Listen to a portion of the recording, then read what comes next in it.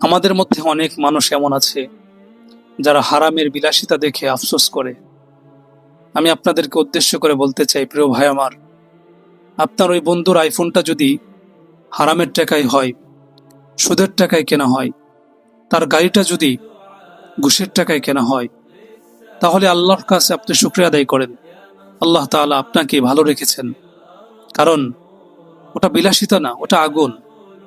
অতএব আপনি আমি যে হালালের উপর আছি, এটাই সবচেয়ে বড় নিয়ামত। আর আল্লাহ তাআলার কাছে দোয়া করুন, আল্লাহ তাআলা যেন আমাকে আপনাকেও হালাল রিজিকের উপর রাখেন। এই জন্য রাসূলুল্লাহ সাল্লাল্লাহু আলাইহি ওয়াসাল্লাম দোয়া শিক্ষা দিয়েছেন, আল্লাহুম্মা কফিনি বিহালালিকা আন হারামিক ওয়া আগনিনি বিফাদলিকা আম্মান সিওয়াক। আল্লাহুম্মা কফিনি বিহালালিকা আন হারামিক ওয়া আগনিনি বিফাদলিকা আম্মান সিওয়াক। তাই হারাম দেখে বিলাসিতা নয়, বরং হালালের উপর টিকে থাকতে পেরে রবের কাছে বেশি বেশি শুকরিয়া আদায় করুন। আলহামদুলিল্লাহ।